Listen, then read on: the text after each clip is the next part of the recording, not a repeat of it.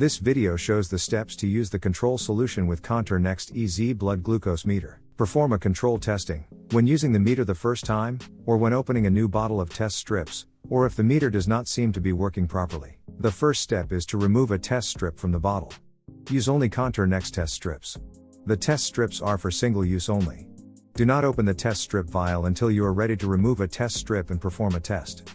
Use the test strip immediately after removing it from the vial. To turn the meter on, simply insert the test strip into the meter. Insert the gray square end firmly into the test strip port until the meter beeps. The screen displays the blinking blood drop indicating it is ready to test.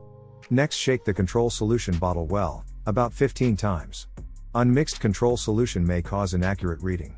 Also, do not use control solution that is more than 6 months past the date you first opened the bottle. Remove the bottle cap and use a clean tissue to wipe away any solution around the bottle tip. Next, squeeze a small drop of solution onto a clean, non-absorbent surface. Immediately touch the tip of the test strip to the drop of control solution. Hold the tip in the drop until the meter beeps.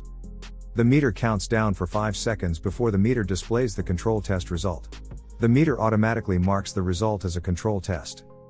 Compare the control test result with the range printed on the test strip bottle or bottom of the test strip box. In this case, the control solution is level 2 and the reading we obtained is within the range for level 2 on the test strip bottle. If your control test result is out of range, do not use the meter for blood glucose testing, and contact Contour customer service to resolve the issue. Thanks for watching.